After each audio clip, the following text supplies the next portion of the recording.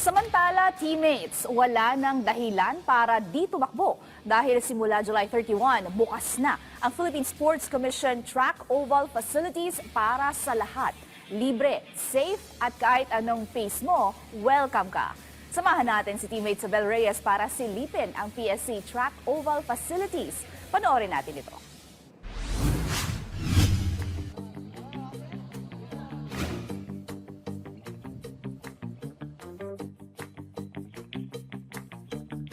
Nasa running era ka na rin ba? Kung oo, baka naka-PR ka na rin last week. Kung hindi pa, don't worry. Hindi mo kailangan maging marathoner agad para makisali. Ngayong bumalik na ang sigla ng outdoor activities, may good news para sa'yo. Open ang track and field ovals ng Philippine Sports Commission for free. Dati para lang sa national athletes. Pero ngayon, bukas na rin para sa lahat kahit sa mga newbie. Mapa-easy jog, intervals o chill lang na recovery run, pwede mo nang gawin sa legit na track. And it doesn't matter kung ano ang pace mo. Kung 5 minutes per kilometers ka na or just starting at 8 per kilometers, lahat welcome. From Field Sports Arena in Pasig to Rizal Memorial Sports Complex in Manila hanggang PSC Training Center sa Baguio, open daily from 3 p.m. to 10 p.m. Libre, safe at perfect for solo runs, long runs o kahit shakeout run before a race day. Ang utos na to ay mula mismo kay President Ferdinand R. Marcos Jr.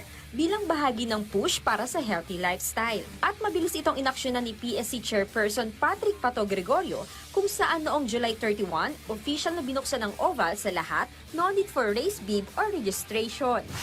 Walang araw na sarado and kaya po 3 p.m. to 10 p.m. kasi sa umaga nagtitraining yung national team.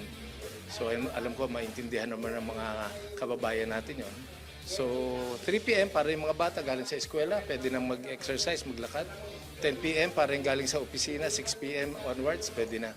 Well lighted, may water station, and everybody welcome. Kaya sabi ko nga, tuloy po kayo, yun ang programa natin eh. Utos ng Presidente, napakagandang programa, Healthy Citizenry. So, we're here to support 101%.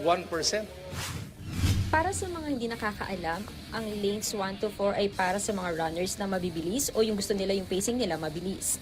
Para naman sa 5 to 8 na lanes, ito po yung parang warm-up o yung tinatawag nilang jogging lane. Sa oval, mas na-feel ko yung pagiging runner kasi minsan may nakakasabay kami mga athletes. So, ayun, masarap siya sa feeling. Ano po, maganda naman. Medyo po nakakapanibago kasi po madaming kasabayan po. Pero nag-enjoy kayo sa sa oval? Yes, nag-experience lang po. Of course po as an athlete, sobrang masaya din po ako sa feeling na open na po sa public yung track namin. And maganda din po siyang way to motivate a lot of athletes and yung mga gusto mag-start ng fitness sa track and field. So whether ang goal mo ay endurance, speed work o makahanap lang ng runner's high after a long day, the track is open for you. Magdala lang ng hydration, warm up muna ng light jog, tapos let your stride do the talking. Because in this running era, lahat tayo may space sa oval. Tara, takbo na! Sabel Reyes para sa atletang Pilipino, para sa bagong Pilipinas.